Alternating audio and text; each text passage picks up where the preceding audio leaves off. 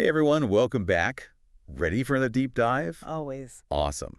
So today we're tackling a pretty big topic, like what does learning really mean, especially in higher education, Interesting. right? And get this, we were checking out this webinar series called Friday Student Learning Outcomes Talks. It's all these higher ed folks, right? Yeah. And they're kind of wrestling with this idea. Is it enough to focus on stuff like growth mindset and grit or, you know, There's there more. yeah. Like, shouldn't we be looking more at what students actually learn? Skills, knowledge, things they can actually do. Okay, I see where this is going. I think a lot of people assume that things like mindset automatically lead to those outcomes. Right. But this deep dive is like, hold on a sec.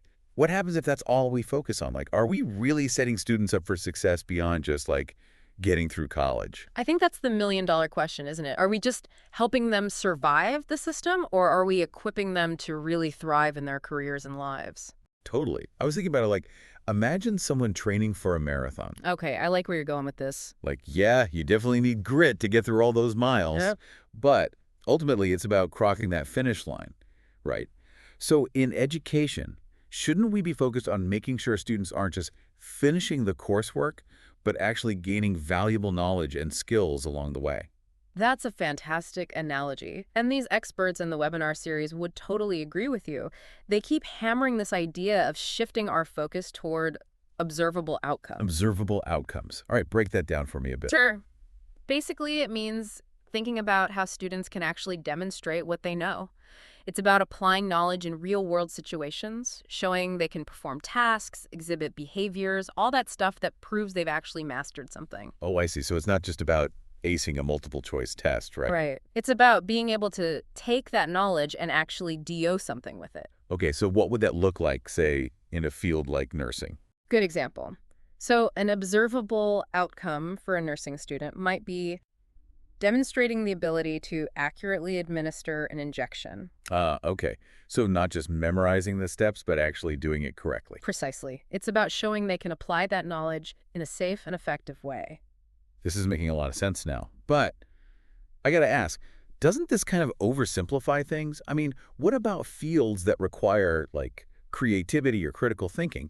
How do you observe those kinds of outcomes? You raise a really valid point, and that's where things get a bit more complex. It's not about creating these super rigid checklists, Right. It's more about identifying the core competencies, the key skills and abilities that are essential for success in that specific field. Okay, so even in creative fields, there are certain things you can observe that indicate mastery. Exactly. For example, in a design field, an observable outcome might be the ability to effectively communicate ideas visually, or to solve a design problem in a creative way, or adapt to changing project requirements.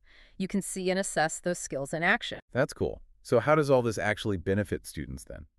In a lot of ways, actually. First off, it gives them this clear roadmap of what they need to learn and how they can demonstrate their progress. I bet that's motivating, seeing those concrete results. Totally.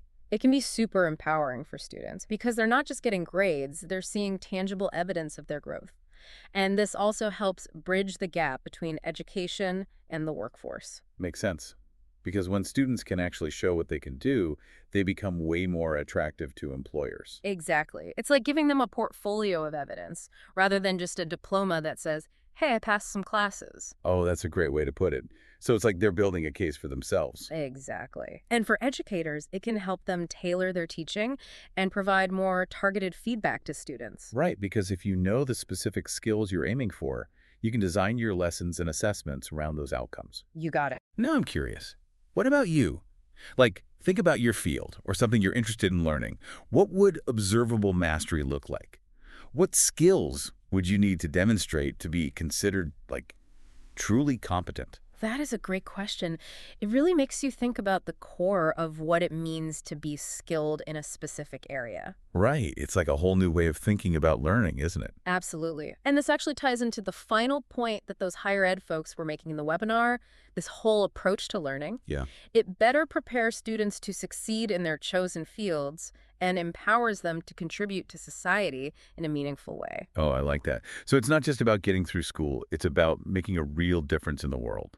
It's amazing how much these simple ideas can make you rethink things, right? Yeah. So we've learned that while qualities like grit and a growth mindset are valuable, the true measure of successful learning lies in the observable skills and competencies students develop. It's not just about surviving, it's about thriving, both in school and beyond. And here's a final thought to chew on. Imagine you were designing a college course, any course. What specific observable outcomes would you prioritize? And how would you assess them? Something to think about until next time. See you then.